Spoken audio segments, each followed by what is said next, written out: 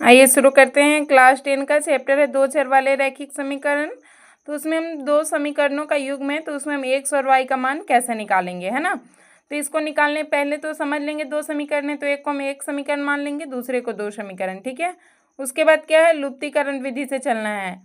ऐसे विधि तो अनेक सारे हैं, लेकिन हम यहाँ चले हैं लुप्तीकरण। बहुत ही आसानी से समझ में आ जाएगा। देखिए, लुप्तीकरण का मतलब होता है किसी एक को लुप्त कर देना। क्या मतलब है, किसी एक को लुप्त कर देना। तो यहाँ हमने क्या किया है कि समीकरण एक लुप्त करने का नियम है कि किसी एक को कटाना है ना। तो हम यहाँ पर एक्स वाले को कटाने का कोशिश किए।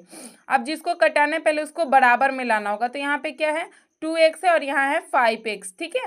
तो 2x है और उस 5x है, तो ये कब बराबर हो सकता है, तो पहले वाले में 5 से और दूसरे वाले में 2 से गुना किया जाए, है ना।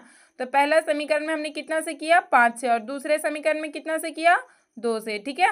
अब इसके बाद क्या है कि अब दोनों का चिन्ह देखेंगे। चिन्ह तो दोनों समान ही है, दोनों प्लस में ही है। तो ध्यान दीजिए, कटेगा तब जब दोनों अलग अलग चिन्ह में होगा, एक प्लस में और दूसरा माइनस में, ठीक है। तो इसके लिए हमको एक समीकरण में से दूसरे समीकरण को घटाना पड़ेगा। और वही अगर चिन्ह अलग अलग रहता, दोनों एक प्लस में रहता और एक माइनस में पहले से ही रहता, तो उस समीकरण दोनों को हम जोड़ते, घटाते नहीं, ठीक है। तो यह चिन्ह चेंज करने के लिए हमको क्या करना पड़ेगा, घटाने पर, ठीक है।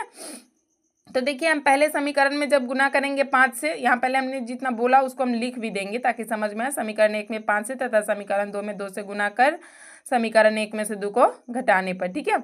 अब देखिए, अब यहाँ क्या है, समीकरण 1 में हम 5 से गुना करेंगे तो 2 पचे 10x प्लस 3 पचे 15 बराबर 15y और बराबर 12 पचे 60। इसमें समीकरण 2 में 2 से करना है, 5 दूनी 10, 2 दूनी 4, 19 दूनी 38, ठीक है। अब आ जाइए, चिन्ह चेंज होता है, घटाने का मतलब होता है चिन्ह चेंज। 10x प्लस में था तो माइनस में, 4y प्लस में था तो माइनस में, 38 प्लस में था तो माइनस में। 10x एक प्लस में हो गया और एक का चिन्ह माइनस में, तो कट गया। चलिए, 15y में से 4y को घटाएंगे तो 11y, 60 में से 38 गया 22, 11 इधर गुना में, इधर आएगा तो भाग में, तो कितना हो जाएगा, कितना मरतबे कटेगा, 2 मरतबे, ठीक है।